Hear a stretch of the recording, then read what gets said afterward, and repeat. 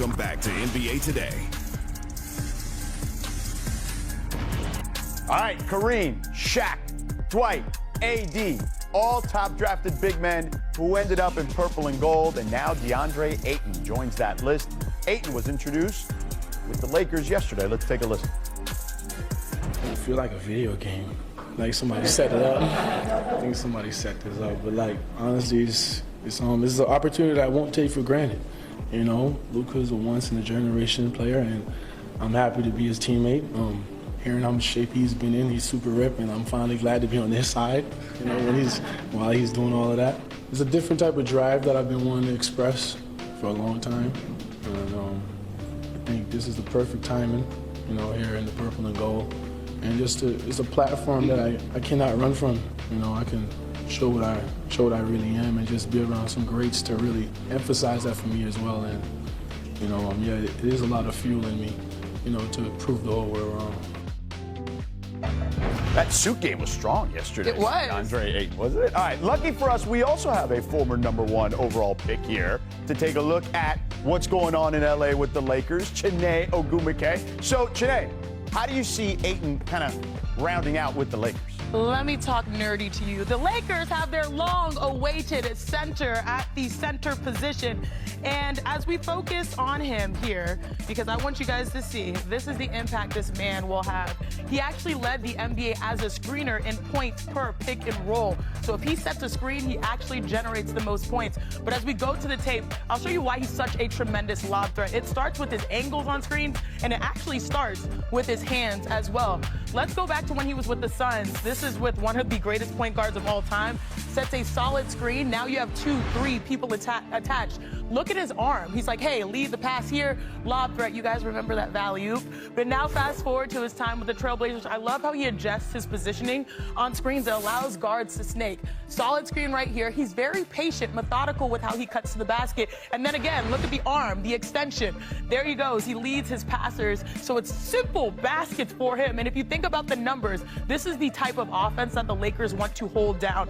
Ayton actually if you think, well, let's get our graphic up here. I'm not sure if we have the graphic. But if you think about Luka Doncic and LeBron James, Luka Doncic, here it is. He's second in the NBA since he entered the league when it comes to points off of lobs, generating those lobs and those assists. And then also LeBron James is 5th in that category. So if there's one player that is perfectly tailored to be the guy that they need, especially with these 2 stars offensively, these guys, future Hall of Famers, it's DeAndre Ayton. But he will have to bring his A game, Ayton and his A game. All right, Chiney, awesome stuff as always. Let's welcome in ESPN NBA reporter covering the Los Angeles Lakers, our guy Dave McMenamin. So, Dave, we've seen DeAndre Ayton go from franchise cornerstone as the #1 pick to somewhat relative obscurity in Portland. What are you hearing or assessing about his fit with the Lakers? Yeah, DeAndre said it, George, at his introductory press conference. He said when you're not on a winner in this league, you're forgotten about. And certainly this is an opportunity for DeAndre to reestablish who he was, the promise of being that #1 pick who was a key cog on a Phoenix Suns team that was 2 wins away from the championship, on a Suns team that followed up that season by winning 64 games and getting the #1 overall seed in the NBA. Obviously, the Suns gave up on that player for a variety of reasons, and over the last couple years, only 57 wins combined with the Blazers in his time there in Portland. He sees this as a chance to get back on the trajectory of being someone who's known for the 16 points, almost 60% from the field, 10 rebounds a game. And for the Lakers, they see this as a great opportunity because he fits into their cap space they had available, only about $8.5 million contract, and they hold on to their expiring contracts. They hold on to their 2031 first-round pick. They hold on to Dalton Connect. That means they can continue to get this team better, whether that be through the rest of the offseason or leading up to the trade deadline in January and February, because, again, this is about trying to get the most out of this group and turn them into contender. Dave, what else stood out to you from that press conference yesterday? Well, it was not just DeAndre Ayton coming and joining the Lakers. It was Jake LaRavia. And several instances, both of those guys mentioned LeBron and Luka. It was almost a given,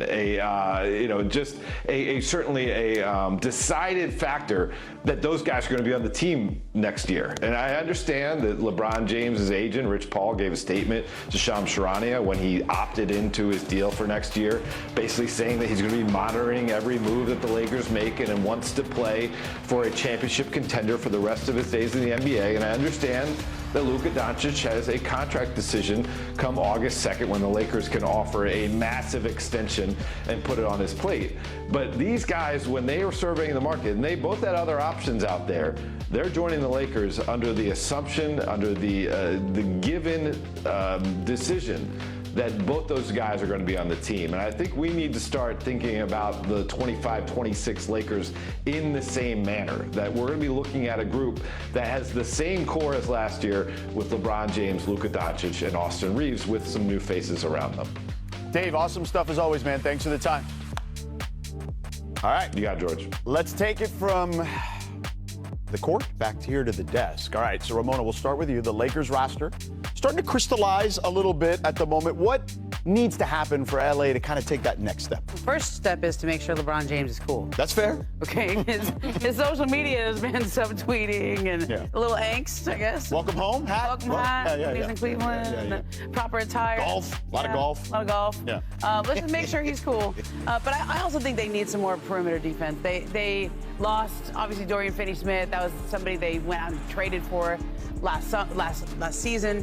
And we have Luka Doncic and Austin Reeves as your starting backcourt. You need some help on the perimeter defensively. This league is a long, athletic league, and LeBron was in that defensive role last year. He was like the middle linebacker, I guess. He was almost playing center a lot of the times. I don't think he's going to be in that role now that they have DeAndre Ayton, but they still need some more athletes on the perimeter. And that sprinkles over to pace. I think this is a league that's dictated. We saw in NBA finals that were on both ends, offensively and defensively. The pace is what dictated those types of matchups. So I think if finding the way to compete, especially with their young talent, surrounded by Luka, who knows he likes to walk it up, and LeBron, who's more methodical, figuring out that offense. We have 1 year under the belt of JJ Redick. I think he's going to, we all know he's going to dive into it. He's going to dive into the paint. He's been there. Yeah. But I do think that this is going to be, we already had the big trade, people acclimated, we got enough on tape. Now let's see how we can actually compete now that we filled the biggest hole.